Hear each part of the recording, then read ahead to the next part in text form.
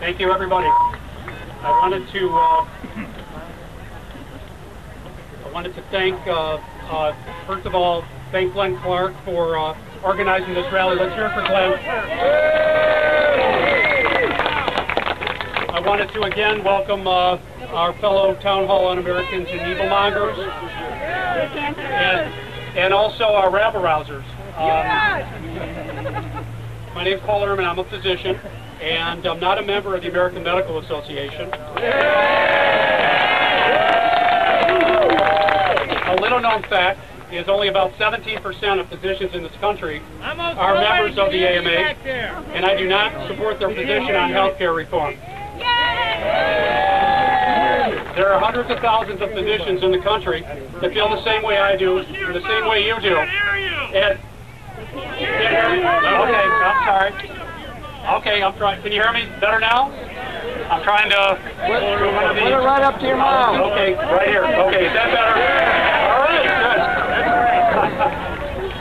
All right, good. All right. There are thousands of docs in the country and millions of people across this great country of ours that feel the same way, and that's the reason I'm here today.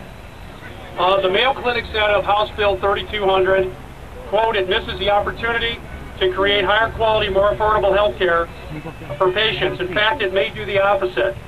In general, the proposals under discussion are not patient-fosed or results-oriented, and the real losers will be the citizens of the United States," unquote. Yeah. Cleveland Clinic CEO Dr. E. Cosgrove has said the bill would make the problems with health care substantially worse, and in the Wall Street Journal at the end of July said that House Bill 3200 and the related legislation is the worst piece of legislation ever to come out of Congress. There are many pieces within this bill that has a real potential to make it to the President's desk, regardless what is pulled out at this point in time.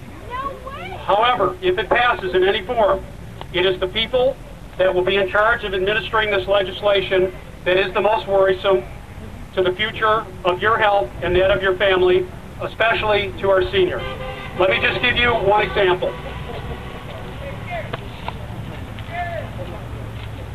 An influential member of the committee who will write regulations for whether you can receive medical procedures, known as the Federal Council on Comparative Effectiveness and Research, has said, quote, that in order to save money, doctors will require to change the way they think about their patients. They take the Hippocratic Oath too seriously. They're taught that it is imperative to do everything for the patient, regardless of the effect that it has on others, unquote. So it appears that we as physicians will be civil servants directed to withhold care for the common good. What do you think about that? That's what I thought. As a physician, I'm sickened by this as well. When I took my oath as a physician, I promised to practice my profession with conscience and dignity, with the health of my patient always first and foremost being my first consideration.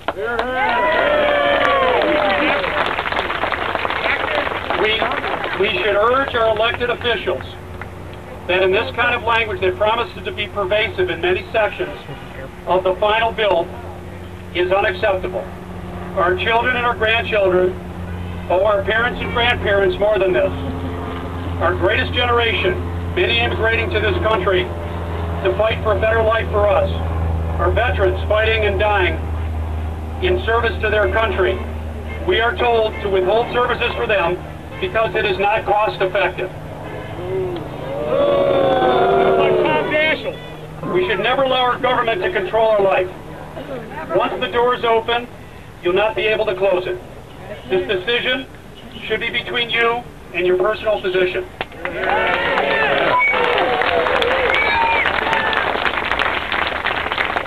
If we let this administration take over 1/6 of our economy, the largest power grab in the history of this country, this is what we have to look forward to. So what can we do? The town halls will be over soon.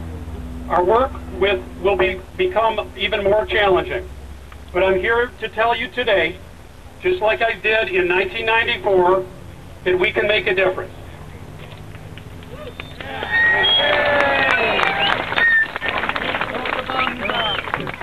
to continue to stay actively engaged now more than ever, educate, advocate, and spread the word of our message to our elected officials, particularly Congressman Gary Peters and his friends of like mind in the U.S. House and Senate. We too want health care reform for our imperfect present system, for the 5% of naturalized Americans that cannot afford a basic level of health care that improves patient access, affordability, and quality. However, it is abundantly clear that the majority of Americans want the engine of this reform not to be in the form of a government takeover and dismantling of our present system. A system that provides for 95% of our population, but rather it should be in the form of improvement in tax, insurance, and tort reform, with decision-making about the life and death being determined by you and your physician.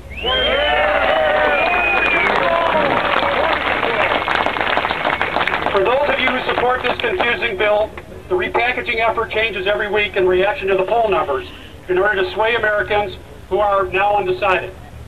Health care, health insurance, public option, co-ops, you'll be able to keep your doctor, more benefits, less cost, tastes great, less filling, or whatever. For the majority of Americans, this will not convince them. We're on to them. If it looks like a duck, walks like a duck, it's a duck. From the start, our message has been simple and on target. We do not want government-controlled health care. What started out as an honorable effort of meaningful health care reform has deteriorated into a political solution of more government control of its people. We cannot let this happen. In the coming weeks, our elected officials will attempt us to give us health care reform, even if we want it or not, by passing any form of legislation that may not have a majority in the House or Senate. Make no mistake, regardless of its final version, if it happens, it opens the door to their stated intent, an incremental, single-payer, Canadian-style health care system down the road for you and your family. We should also insist that those who support these bills also sign up for the same in House Bill number 615 and forego their present private insurance. Yeah, let them try it out first. I hope members of Congress, particularly those in the Senate Finance Committee, that are negotiating for passage of this legislation, namely Senators Grassley, Enzi, Snowe, Collins, Graham, and Bennett, will not misjudge the American people again and their resolve of their constituents, especially our seniors, which have the most to lose. We need to remain passionate and engaged and demonstrate daily democracy in action as we continue to fight for control of our lives and the lives of our family. Finally, write, email, call, and rally with the clear message that our elected officials work for us. And if they pass this in any form that is unacceptable against our will, they can start looking for another job when they are voted out next year.